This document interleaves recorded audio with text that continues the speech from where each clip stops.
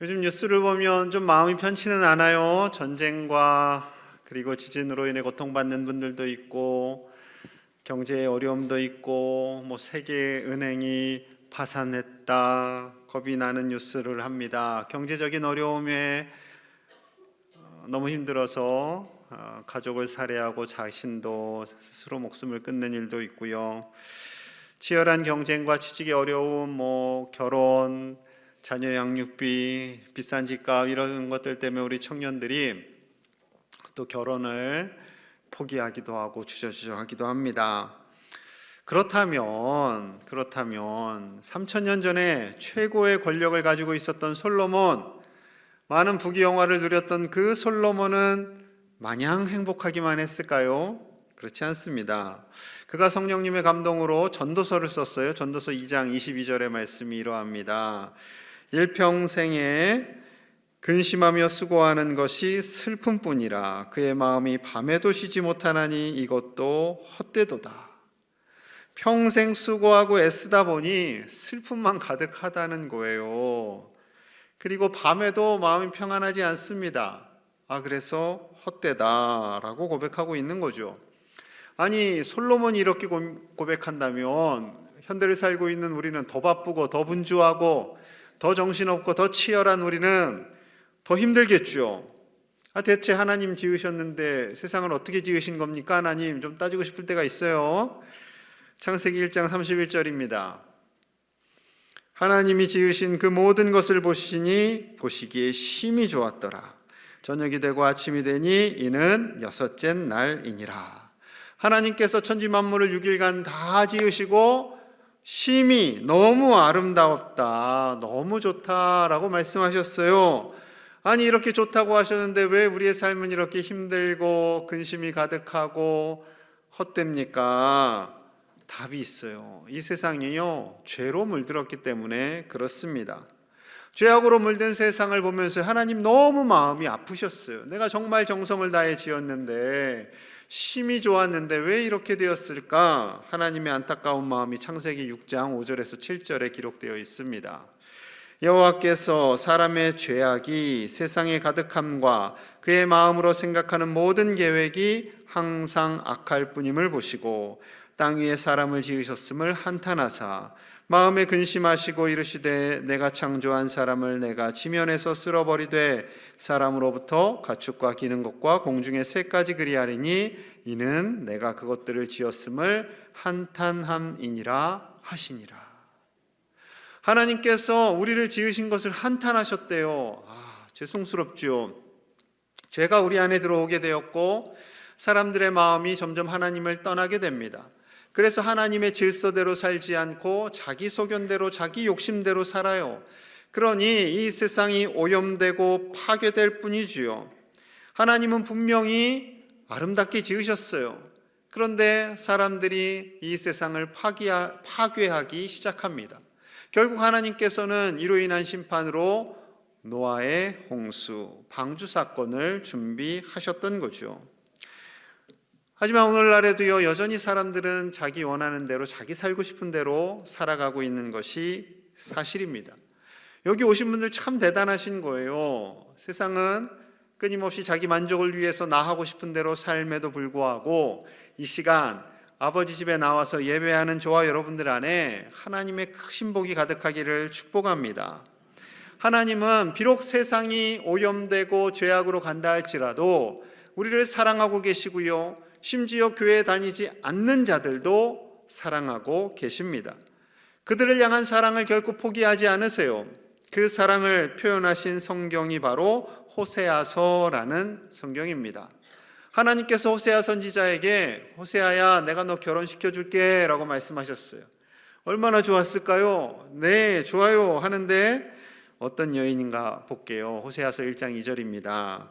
여호와께서 처음 호세아에게 말씀하실 때 여호와께서 호세아에게 이르시되 너는 가서 음란한 여자를 맞이하여 음란한 자식들을 낳으라.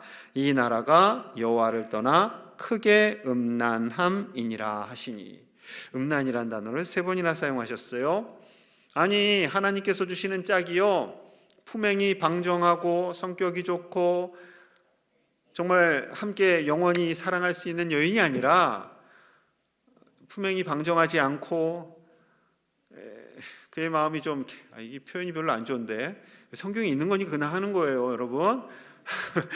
음란한 여인인 거예요. 그래서 호세아만 사랑하지 않고 나는 딴 남자도 좋아. 그래서 마음을 다른 남자에게도 주는 그런 여인하고 살래요. 여러분 살 수 있겠어요? 저 같으면 요나처럼 도망가죠. 다들 순종하실 것 같은 표정으로 그렇게 저를 바라보실 것 같네요. 네, 저는 저희 아이, 여러분 저희 아이들 음란한 여인과 아들을 짝지어 줄까요? 쉽진 않을 것 같아요. 그런데 이 착한 이 호세아는요 순종을 합니다. 그래서 하나님 짝 아이들도 주셨어요. 첫째 아들, 둘째 딸, 셋째 아들 3명이나 주셨어요. 하나님 친히 이름까지 지어주세요. 첫째 아들의 이름은 이스르엘, 하나님이 파송하셨다, 하나님이 심으셨다라는 거죠. 그럼 뭐 여기까지는 괜찮아요. 근데 둘째 딸내미, 이쁜 딸내미의 이름은 로루하마라고 했어요. 긍휼히 여김을 받지 못한 사람이라는 뜻이에요. 셋째 아들에게는 로암미라고 해서 너는 내 백성이 아니다 이렇게 됩니다. 여러분 둘째 셋째가 자라나면서 애들한테 얼마나 놀림을 받았을까요? 야, 하나님이 너는 긍휼히 여기시지 않는데 너는 하나님의 백성이 아니야 이러면서 자랐겠죠. 여러분 치명적인 이름입니다. 왜 하나님께서 호세아에게 이런 힘든 결혼 그리고 힘든 삶을 살게 하셨을까요? 호세아가 바로 하나님이라는 거예요. 호세아가. 그리고 호세아와 결혼했지만 다른 사람들을 향해서 다른 남자에게 자꾸 가려고 하는 이 여인, 이 고멜이라는 여인이 바로 우리 인간들이다라는 거죠. 호세아는 그럼에도 불구하고 이 여인을 향한 사랑을 버리지 않습니다. 끝까지 포기하지 않습니다. 비록 다른 곳에 갔지만 다시 받아들이고 행복하게 살기로 작정하고 또 작정합니다.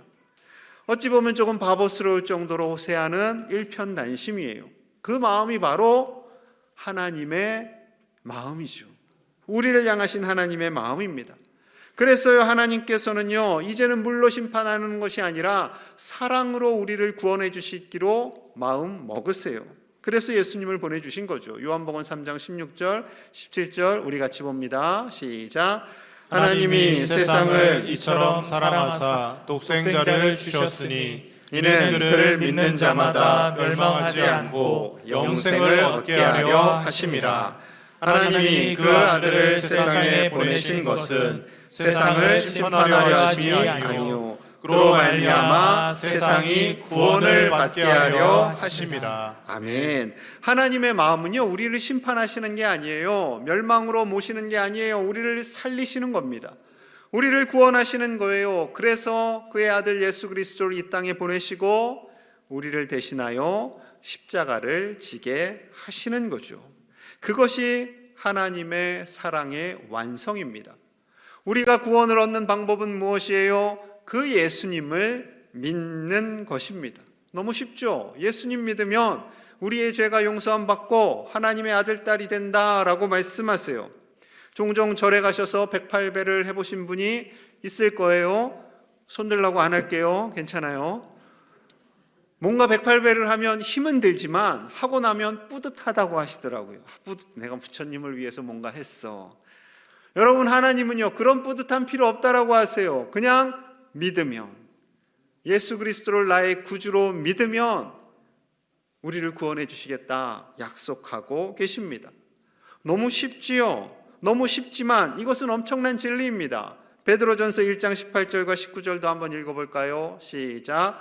너희가 알거니와 너희 조상이 물려준 헛된 행실에서 대속함을 받은 것은 은이나 금같이 없어질 것으로 된 것이 아니요 오직 흠없고 점없는 어린 양 같은 그리스도의 보배로운 피로 된 것이니라. 아멘. 우리가 대신 용서를 받았어요.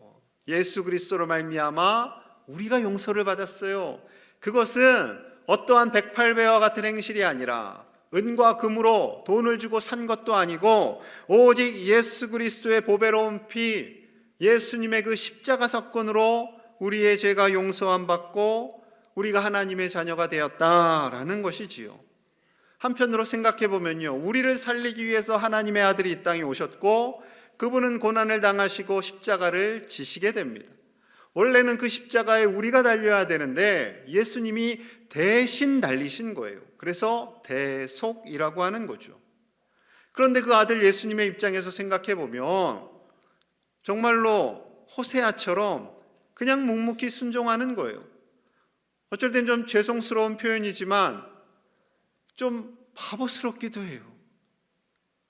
화가가 계세요. 김병종이라는 화가분이 계십니다. 저분인데요, 예수님을 참 많이 묵상하시고 예수님에 대한 그림을 그리고 그 작품의 이름을 바보 예수 이렇게 지었습니다. 그림을 좀 볼게요. 예수님 같기는 한데 뭔가 좀 부족해 보이시죠? 머리에서 가시면류관을 쓰시고 피를 흘리십니다. 다음 사진, 십자가에 달리셔서 손에 못자국이 있는데 그 뒤에 있는 예수님의 얼굴을 보면 뭔가 좀 부족해 보이는 얼굴입니다. 작가가 이렇게 표현해요. 저 사랑의 위대한 하나님의 아들을 바보라는 이름으로 부르다니. 그러나 이것은 아이가 울면서 울 엄마 바보야 하는 것과 같은 사랑과 애정의 표현이라고들 생각해 주시면 고맙겠습니다. 바보 예수라는 이름이 어디까지나 한 화가의 그림 이야기일 뿐임을 밝히고 싶습니다 라고 기록했어요. 예수님을 참 많이 묵상한 것이지요. 아무리 생각해도 그 예수님의 순종, 그 예수님의 섬김이 부족하고 죄 많은 우리를 위해서 감당하시기에는 너무나 바보스러울 정도로 선하시고 착하심을 고백하고 있는 거죠. 여러분, 이 작품은요 의외로 멀리 있지 않더라고요. 남원에 가보시면, 남원 다 아시죠? 이분의 미술관이 있습니다. 한번 좀 가보세요. 예수님이 십자가에서 우리를 위해 죽으신 것으로 끝난 것이 아닙니다. 더 큰 선물이 있어요. 베드로전서 1장 21절입니다. 너희는 그를 죽은 자 가운데서 살리시고 영광을 주신 하나님을 그리스도로 말미암아 믿는 자니 너희 믿음과 소망이 하나님께 있게 하셨느니라. 아멘. 예수님을 죽은 자 가운데서 살리셨어요. 우리를 위하여 용서하시기 위해 십자가에 달려 죽으신 것으로 끝나는 것이 아니라 예수님을 부활하게 하십니다. 예수님께서 나사로도 살리시고 야이로의 딸도 살리셨는데 그들은 다시 살아났지만 나이가 들고 때가 되면 다시 호흡이 끊어졌겠지요. 그러나 예수님의 부활은 영원한 부활입니다. 영생의 부활인 것이지요. 우리에게 그 영생이 있음을, 결코 이 땅에서의 삶이 끝이 아님을 보여주시고 영원히 하나님께서 우리와 함께 살고 싶어 하시는 그 하나님의 사랑을 부활로 표현하신 겁니다. 그래서 이 부활이 영원한 하나님의 나라가 우리에게 소망이 됩니다. 베드로전서 1장 3절의 말씀 우리 같이 볼게요. 시작. 우리 주 예수 그리스도의 아버지 하나님을 찬송하리로다. 그의 많으신 긍휼대로 예수 그리스도를 죽은 자 가운데서 부활하게 하심으로 말미암아 우리를 거듭나게 하사 산 소망이 있게 하시며. 아멘. 예수님을 부활하게 하셨는데 그것이 우리에게 소망이 된답니다. 그냥 소망도 아니고 산 소망, 시퍼렇게 살아있는 소망이 돼요. 왜요? 우리도 영생하기 때문에, 우리도 부활할 것이기 때문에, 그래서 소망이 되는 것이지요. 이 세상의 삶이 치열합니다. 힘들지요. 그러다 보니 많은 사람들이 이 세상은 이걸로 끝이야, 다음 세상은 없어 라고 쉽게 생각합니다. 여러분, 이 세상이 이걸로 끝이면요 사람들은 억울할 것 같아요. 혹은 이 세상은 한 번이니까 내가 이 세상에서 더 잘 먹고 잘 살아야지, 여기에 집중을 하겠죠. 그러다 보니 아프면 안 돼, 실패하면 안 돼, 우린 잘 살아야 돼, 잘 먹고 잘 살아야 돼, 이것에 더 연연합니다. 만약에 이것이 흐트러지거나 깨어지면 모든 것을 잃었다라고 착각하는 거죠. 그래서 경제의 어려움으로 인해 고통받는 어느 가장이 아내와 자녀들을 살해하고 자기마저 목숨을 끊었어요. 여러분, 분명히 아셔야 됩니다. 영원한 삶이 있어요. 천국이 있어요. 결코 이 땅에서의 삶이 끝이 아닙니다. 여러분, 이 땅에서의 삶이 끝이 아닌 것을 이분도 아시더라고요. 사진 좀 보여주세요. 저분도 아세요. 밑줄 친 저 글을 보면 위에 죽으면 과연 끝일까요? 죽을 만큼 힘들 때 살게 드립니다. 엄청난 복음이에요. 아차산, 구리에 있는 아차산의 모 도령님이십니다. 여러분, 샤머니즘을 하시는 분들도 죽으면 끝이 아님을 알아요. 그런데 방향은 좀 다르더라고요. 제가 글을 좀 읽어봤는데 저분의 글이에요. 죽고 싶다라는 사람들의 전화도 받아보았습니다. 힘들게 모았는데 정말 피 같은 돈이라고. 하지만 죽으면 끝일까요? 과연 끝이 아니라는 거예요. 그러니 힘들 땐 구리점집 모 도령님을 찾아주세요요요. 죽고 싶더라도 살게 해드립니다. 여러분, 찾아가고 싶은 마음이 혹시 일어나십니까? 그럼 제가 광고를 잘해드린 건데 그 마지막 부분에 제가 좀 빵 터졌어요. 이렇게 스크린을 이렇게 내리다가 저 부분에서 010-9191 구원구원이에요. 구원구원. 아차상 모 도령님이 저 번호는 원래 대부분 목사님들 번호거든요. 목사님들 번호, 제 번호는 아니지만 그만 내려요. 저거 또 외운다 이제. 우리 다 전화해 온다 이제. 구원구원은 목사님들 번호인데 저분이 이렇게 딱 가지셨더라고요. 그래서 혹시 저분도 옛날에 교회 다니셨던 분은 아닐까 생각이 들었어요. 죄송하지만 이분들은요, 사후세계에 대해서 정확히는 몰라요. 그렇게 생각하시더라고요. 저승이 있기는 한데 억울하게 죽으면 노숙자처럼 그저 그 저승을 배회한다라는 거예요. 그러니 배회하지 말고 자신을 찾아달라라는 요청이었습니다. 여러분, 배회하는 저승은 없습니다. 천국이 우리에게 있죠. 그 천국을 하나님은 주시고 싶어 하는 거예요. 하나님은 우리를 다 지옥에다가 몰아넣는 것이 아니라 우리에게 천국을 주기를 원하시는 우리 아버지 되십니다. 그래서 그 천국의 모습을 요한계시록 21장 1절과 2절에 이렇게 묘사하고 계세요. 함께 볼게요. 시작. 또 내가 새 하늘과 새 땅을 보니 처음 하늘과 처음 땅이 없어졌고 바다도 다시 있지 않더라. 또 내가 보매 거룩한 성 새 예루살렘이 하나님께로부터 하늘에서 내려오니 그 준비한 것이 신부가 남편을 위하여 단장한 것 같더라. 아멘. 천국을 새 하늘과 새 땅이라고 표현하고 있습니다. 그리고 거룩한 성 새 예루살렘이다 라고 말씀하세요. 이것을 요한에게 보여주신 거예요. 또한 마치 신부가 남편을 위하여 단장한 것 같더라. 왜 이 표현을 썼냐면 우리가 예수님의 신부가 되고 예수님은 우리의 영원한 신랑이 되어서 우리가 천국에서 살 것이기 때문입니다.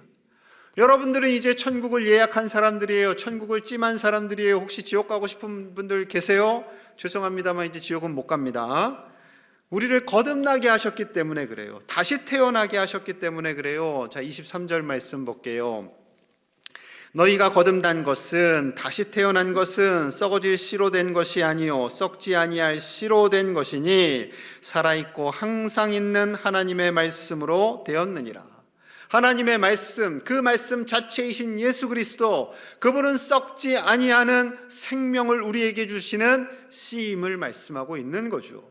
그 예수님으로 인해 우리가 영원히 살고, 그 예수님으로 인해 우리가 죄사함을 받고, 그 예수님으로 인해 영원히 하나님의 자녀가 되었음을 말씀하고 있습니다. 이것이 우리의 소망이 되실 수 있기를 간절히 소망합니다. 이 땅에 있는 것은요, 시듭니다. 때가 되면 시들어요. 20대 때 참 탱탱하시고 피부도 탱탱하시고 예쁘셨잖아요. 지금도 예뻐요. 지금도 예쁘신데 시간이 지나면 우리는 다 시들해져요. 그래서 24절에 이렇게 표현하고 있죠. 그러므로 모든 육체는 풀과 같고 그 모든 영광은 풀의 꽃과 같으니 풀은 마르고 꽃은 떨어지되. 요즘 벚꽃이 흐드러지게 펴 있지만 여러분, 이 벚꽃이 영원하지는 않습니다. 때가 되면 다 지잖아요. 뿐만 아니라 우리가 가지고 있는 부귀영화가 있다 할지라도 때가 되면 다 사그러듭니다. 한때 최고의 권력 자리에 있었어요. 그분이 가진 거라고는 29만 원밖에 없다고 하는데 참 잘 사셨어요. 나중에는요, 결국 그의 손자가 우리 할아버지는 이런 잘못했어요. 우리 아버지, 우리 큰아버지 작은아버지 이런 잘못했어요 하고 죄를 드러냈죠. 이제는 뭐 더 이상 안 한다고는 하는데, 여러분, 그렇게 쌓아 올린 부귀영화가 절대 영원할 수가 없는 것이지요. 그러면 영원한 것은 무엇이겠습니까? 자, 25절 같이 볼게요. 시작. 오직 주의 말씀은 세세토록 있도다 하였으니 너희에게 전한 복음이 곧 이 말씀이니라. 아멘. 오직 주님의 말씀, 오직 말씀 그 자체이신 예수 그리스도는 영원토록 계시고 그 복음이신 말씀으로 인해 우리를 살리신다라고 우리에게 말씀하고 계십니다. 사랑하는 여러분, 우리 이 땅에서 열심히 살아야 돼요. 하나님께서 주신 선물 같은 삶입니다. 우리를 위해서 사는 것이 아니라 하나님을 위해서 살아갈 때 하나님이 우리를 높여주시고요, 하나님께서 이 땅에 복을 주시고요, 영원히 우리와 함께 하시는 영원한 복을 주십니다. 그 복을 다 받아 누리시는 우리 모든 가족들 되시기를 간절히 축복합니다. 우리 교회 처음 오신 분들, 오래간만에 오신 분들도 이 믿음을 다시 확고히 하시고 다시 하나님께 더 가까이 나아가신 우리 가족들 되시기를 간절히 축복합니다. 이 시간에는요, 간증을 들을 거예요. 우리 교회에 등록하신, 한 1, 2년 상간에 등록하신, 나오십시오 지사님, 우리 새가족분들의 간증을 듣는 시간입니다. 그리고 오늘 하실 분은 양승걸 집사님이신데요, 얼굴을 보다 보면 어디서 많이 뵌 분 같은데 라는 생각을 하실 거예요. 드라마에서, 영화에서, 네, 연극에서도 보셨을 겁니다. 간증하실 때 우리 어색하실 테니까 우리 박수로 격려 한번 할게요. 네, 반갑습니다. 공양제일교회 성도 여러분, 딱 1년 됐네요. 새신자로 와서 광양에 온 이후로 제가 어느 교회에 적을 두어야 할지 몰라서 교회를 찾아 헤매다가 6번째 온 곳이 이곳입니다. 그리고 지금은 이제 중등부 교사로 재직을 하고 있습니다. 저는 고향이 광주입니다. 30년 가까이 광주에서 살았고, 그리고 이제 배우가 되겠다고 상경을 해서 나머지 시간을 서울에서 보내다가 어머님이, 광주 계신 어머님이 몸이 안 좋으셔가지고 어머님 모시러 내려왔다가 이곳 광양과 어떻게 또 연이 닿아서 지금 이곳에서 생활하고 있습니다. 이 짧은 여정을 통해서 저와 함께 동행해 주신 그 예수님, 하나님의 그 교훈, 뭐 이런 걸 여러분과 함께 나누고 싶어서 이 자리에 섰습니다. 제가 나고 자란 곳은 광주에서 서방이라고 혹시 들어보셨나요? 네, 서방님이 아니고요. 동서남북 갈 때 서방인 것 같아요. 그 담양 가는 쪽에 있는 작은 마을인데, 거기가 대한민국에서 많이 알려지기로는 이제 폭력 조직 서방파. 예, 그 서방파, 나중에 서방파의 어깨들이 된 친구들이 전부 저하고 어렸을 때 같이 공치하고 딱지치기 하던 친구들이었어요. 저는 어렸을 때부터 이제 태권도하고 축구를 해서 쉽게 말해서 이제 골목대장을 했었죠. 그래서 저한테 이렇게 탁탁 맞으면서 이러던 애들이 어느 순간 머리가 이렇게 저보다 하나 더 커져가지고 배꼽 바지 입고 이렇게 하면서 이러면서 길거리 했습니다. 그러면 저는 이제 성경책 들고 딱 교회를 가는데, 야 승관아 어디 가냐? 나 교회가. 연병하네, 뭐야, 너 그런 데 가냐고. 근데 저는 이제 초등학교 3학년 때부터 목사님 아들이 제 친구였습니다. 그래서 광주 중흥교회, 진짜 교회에 놀러 간 거였죠. 교회 다니기만 한 거죠, 믿음 없이. 그렇지만 분명히 말씀드릴 수 있는 건, 만약 그 교회를 다녔던 그 세월이 없었으면 저는 그들의 유혹을 아마 받아들였을 것 같아요. 너무나 좋아 보였거든요. 먹음직스러워 보이고 보암직스럽고, 그런 그들의 생활에 아마 빠져들었을 겁니다. 그런데 저를 지탱하게 해준 건 믿음이 아니라 교회에 다니는 그 자체였습니다. 그러니까 우리 성도 여러분, 여러 가지 이유로 아직 자녀분들이 집에 교회에서 이렇게 교회에 나오지 않는다면은 교회 학교를 믿고 교회로 보내주시면 참 좋겠다는 생각을 합니다. 그러니까 믿음은 이제 하나님께서 만나주시는 거고요. 하지만 부모는 아이를 교회에 데리고 올 수는 있지 않습니까? 이번 기회에 뭐 아이들뿐만 아닙니다. 주변 사람들을 교회에 데리고 오는 것은 우리가 할 수 있다라는 요거를 이제 말씀드리고 싶었고요. 그리고 저는 또 이제 제가 해서는 안 될 이 얘기를 지금 하려고 합니다. 군대 얘기하지 마라 그러고 축구했던 얘기 하지 말라는데 저는 군대에서 축구했던 얘기를 하려고 합니다. 저는 육군 병장으로 30개월 만기 제대를 했는데요. 일기를 썼어요. 그러니까 지금도 일기는 쓰고 있습니다. 그래서 기록으로 남아 있습니다. 궁금하신 분은 나중에 예배 끝나고 010-416-8165로 전화 주십시오. 그럼 제가 사진 캡처해서 보내드리겠습니다. 제가 30개월 동안에 104골 넣었어요. 104골. 골인을. 이건 정말 잘 축구 모르시는구나.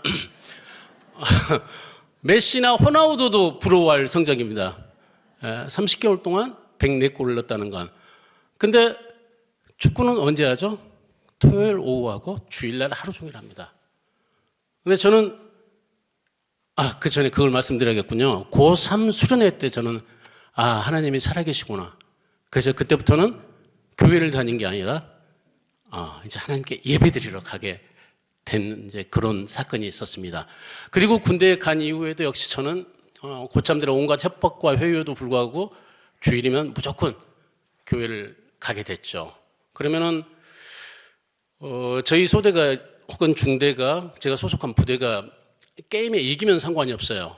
근데 게임에 지면은 저녁 예배 드리고 이제 속사 안에 딱 들어가면은 불침번이 바뀌어 있어요. 1등병이나 2등병이 서야 되는데 군기반장 상병이 서 있는 거예요. 그리고 이제 저를 족치기 시작하는 거죠. 야, 삐리삐리삐리. 너 그렇게 이기적이냐? 아니, 소대가 중요하지 교회가 중요해? 하나님이 밥 먹여주냐? 이러면서 핍박을 당하고 정말 많은 구타를 당했습니다. 그래도 저는 뭐 흔들리지 않고 제가 교회를 다니고 하나님을 찾을 수 있었던 것. 여기서 이제 또 한 가지 여러분에게 말씀드리고 싶은 것은 우리가 신앙생활을 하면서 타협할 수 있는 것도 있고 타협해서는 안 될 게 있습니다. 주일 성수는 타협할 수 없는 거라고 저는 생각합니다. 하나님께서 우리에게 명령하신 것이기 때문에요. 그리고 이제 3부로 넘어갑니다. 제대하고 이제 배우가 되겠다고 서울로 올라갔어요. 근데 군대 생활 참 힘들게 했는데 그 생활이 아마 하나님께서 저에게 주신 제가 배우 생활을 하게 만드신 그 연단의 시기가 아니었나 생각을 합니다. 사실 군대는 먹여는 주잖아요. 재원은 주잖아요. 근데 제가 87년에 연극을 시작했는데 그때 저 연봉이 한 12만 원 됐었나요? 그리고 88년, 89년 연봉이 채 100만 원도 안 됐습니다. 물론 이제 제가 직장 생활을 해서 이렇게 약간의 돈을 종잣돈을 마련해 갖고 그것도 자존심이 있어서 저는 누구한테 돈을 빌려본 적이 없어요. 차비가 없으셔서 그러니까 나 1,000원만 빌려주라 이 말을 못했어요. 그래서 그냥 걸어다니고 물론 먹을 거 사달라 재워달라 이런 말은 뭐 언강삼심이죠. 꿈도 못 꿨죠. 근데 제가 그 세월을 버틸 수 있었던 것은 역시 그때도 믿음이었습니다. 하나님께 기도하고 나면은 그냥 마음이 따뜻해지고 부자가 된 듯한 느낌? 네, 그 느낌으로 그 혹독한 시절을 견뎠는데 그 시절이 그렇게 길지는 않았어요. 90년 1월에 제가 처음으로 70만 원이라는 개런티를 받았어요. 연극하고 한 달에 70만 원. 엄청난 돈이었죠. 그걸 이제 모아서 수요일에 제가 자취방을 얻고 그렇게 되면서 이제 2002년부터 제가 드라마 출연을 시작했습니다. 그래서 처음에 죄와벌이라는 드라마 혹시 기억하시는지 모르겠네요. 법정 드라마였는데 거기서 형사 반장 역을 맡아서 제가 한 1년 정도 원래 형사역은 고정배역이 아닌데 하나님께서 고정배역으로 만들어 주시더라고요. 하여튼 그리고 뭐 그 이후에 에덴의 동쪽에서도 검찰 수사관역 권상우 씨하고 같이 검찰 수사관역을 했었고, 에덴의 동쪽은 제구나, 연정훈, 대물이 권상우 씨하고 같이 검찰 수사관을 했고, 검찰 수사관 변호사 뭐 이런 역을 많이 했던 것 같아요. 제가 좀 정의롭게 생겼잖아요. 그렇게 한 70여 편 드라마를 찍고, 어떻게 보면 이렇게 뭐 정말 큰 배우가 된 어떤 송강호나 뭐 설경구나 이런 친구들 빼고는 그런 대로 저도 제 나이대에서는 잘 나가는 배우였어요. 근데 광주 어머님이 거동을 못 하시게 됐습니다. 그래서 제가 광주로 내려간 겁니다. 제가 또 요리를 좀 하거든요. 근데 어머님이 그 요양보호사들이 이렇게 뭐 요리해 주는 걸 맛없다고 그러고 막 이제 타박하시고 뭐 이런 좀 까다로움 갖고 계셨어요. 그래서 형들이 너밖에 없다. 그때 제가 이제 내려간다고 하자. 저는 이제 두 딸의 아버지입니다. 그리고 그 딸들을 제가 이유식을 떼자마자 밥을 먹이면서 매일 아침같이 저는 7시에 아침을 차려서 같이 먹었어요, 딸들하고. 그러면서 이제 요리란 걸 하게 됐고, 어떤 특출한 감각이 있는 것 같아요. 궁금하신 분은 나중에 저희 집으로 한번 오시면 제가. 그래서 광주 내려가야 되겠다라고 아내한테 얘기했을 때 아내가 광주 가려면 이혼 소리에 도장을 찍고 가라 그러더라고요. 그래서 저는 거침없이 얘기했어요. 당신 그래서 서류 꾸미는 거 좋아하니까 꾸며서 나한테 보내. 나 도장 갖고 내려가니까 도장 찍어서 내가 올려 보내줄게. 그리고 광주로 내려갔습니다. 엄마가 전 좀 오래 사실 줄 알았어요. 그리고 기력을 회복해서 저하고 같이 산도 다니고 할 줄 알았는데 제가 1년 반을 모셨습니다. 엄마를 광주에서. 근데 또 엄마만 계속 이렇게 모시고 아무 일도 안 할 수가 없잖아요. 그래서 작은 식당을 하나 열었는데 이게 또 잘 되네요. 배우가 하는 맛집이었고 소문나가지고 첫 달 좌석이 6테이블밖에 없는 작은 곳인데 첫 달 매출이 카드로만 1,000만 원이 넘게 올랐어요. 그래서 내가 또 장사도 잘하는구나 이런 생각을 했었는데 이 다음 달도 900만 원 정도 올랐고요. 그 다음 달에 코로나 환자가 광주에 발생을 했습니다.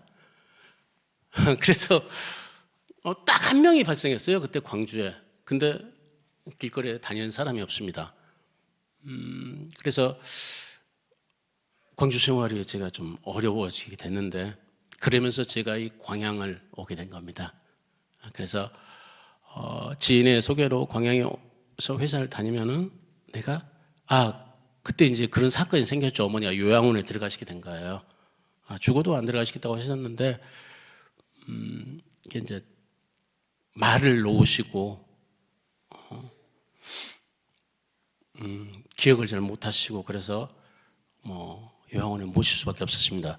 이제 그렇게 되고 나서 저는 이제 광양에 오면은 주말에 왔다 갔다 하면서 엄마를 내가 면회할 수 있겠다라고 생각을 했었고 그래서 광양에 연을 갖게 되고 그때는 코로나 전국이어가지고 대면 예배가 없었어요. 제가 광양에 처음 왔을 때는.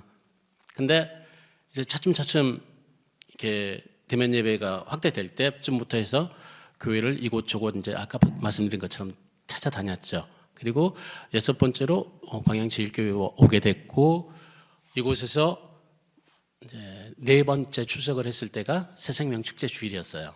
근데 제가 이 광양제일교회를 선택한 이유 중에 하나가 아까도 그 벨이 한번 울리던데 제가 이제 주일 예배였어요. 11시 예배 저쪽쯤에 앉아서 이제 예배를 드렸는데 기도 시간에 한번 이제 벨이 울렸어요. 근데 그게 이제 진시몬의 보약 같은 친구였어요.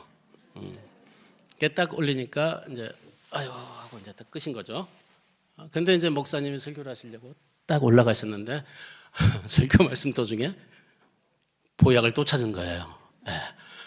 근데 그때 목사님의 반응이 일반적으로 교회에서 그런 경험을 이제 당할 때 목사님들이 예배 시간에는 좀 핸드폰을 무음으로 하시거나 진동을 해 놓으시기 바랍니다. 이러죠. 근데 우리 목사님은 거기서 보약 같은 친구야 하니까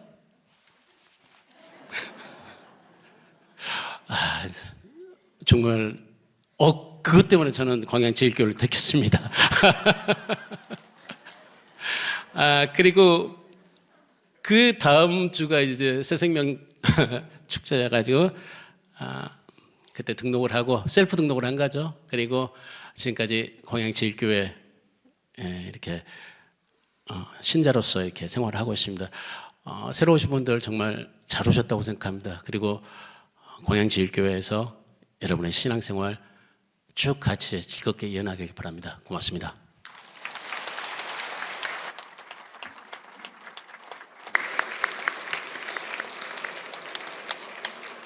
보약 같은 친구 누군지 손 안 들어주셔도 됩니다. 저는 그 제목도 몰랐어요. 아무튼 그때 그 타이밍에 전화해 주셔서 그분께 감사하다고 좀 전해주세요. 우리 집사님 등록하시는데 큰 도움이 되었습니다. 제가 잠깐 기도하겠습니다. 하나님 감사합니다. 사랑하시는 우리 귀한 종을 아버지 집으로 인도하여 주시고 우리 양승걸 집사님 믿음 안에서 행복하게 사명을 감당하도록 인도해 주심에 감사합니다. 종의 삶을 통하여서 많은 이들이 기쁨을 누리게 하여 주시고 배우로 주신 그 은사와 달란트를 따라 귀하게 쓰임받게 하여 주옵소서. 또한 우리 모든 광양제일의 가족들에게도 하나님의 크신 사랑이 임하게 하시고 오늘 처음 방문하신 분들 그리고 오래간만에 오신 모든 분들의 삶을 복되게 하사 이 땅에서와 영원히 하나님의 복받는 자들로 살게 하여 주시옵소서. 예수님 이름 받들어 간절히 기도하옵나이다. 아멘.